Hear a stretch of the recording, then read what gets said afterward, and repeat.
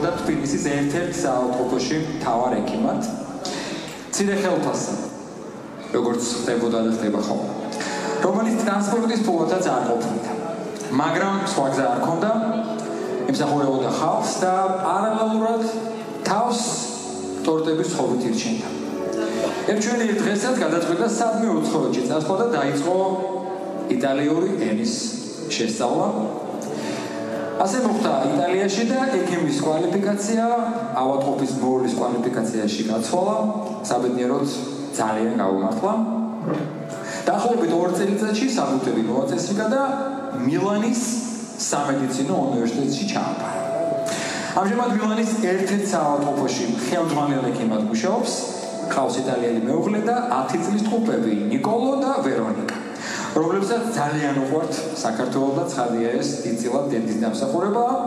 მართალია უჩით ქართულად საუბარი, თუმცა იციან წერა-კითხვა ქართულად და მიუხედავად იმისა, რომ თავს ბედნიერად თვლის, მაინც არის რაღაც, რაც სულ აკეთებს.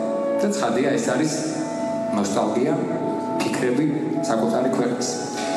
ქალაქის, ქუჩის, მეგობრების, ათესავების და იმის, რაც აკავშირებს განუყრელად მის სამშობლოსთან. ქალბატონებო და ბატონებო, სცენაზე ვთხოვთ ქალბატონ მანანა შუბლაძეს.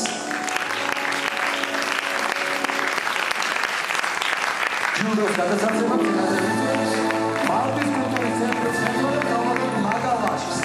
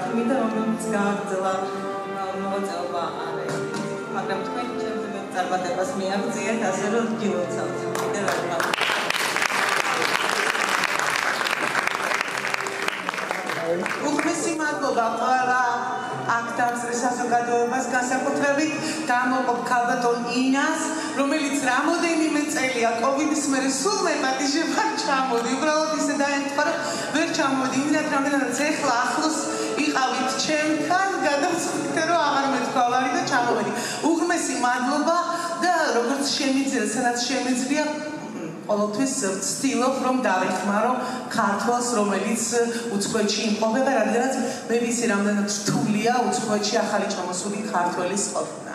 დიდი მადლობა კიდევ ერთხელ. მადლობა თქვენ, ესე გინდა. ვინც ვერ შეძლებს ხოლმე ჩამოსვლას, ჩვენ ჩავიდეთ მათ თანაბრობლებად. მადლობა, დიდ მადლობას გიხდით.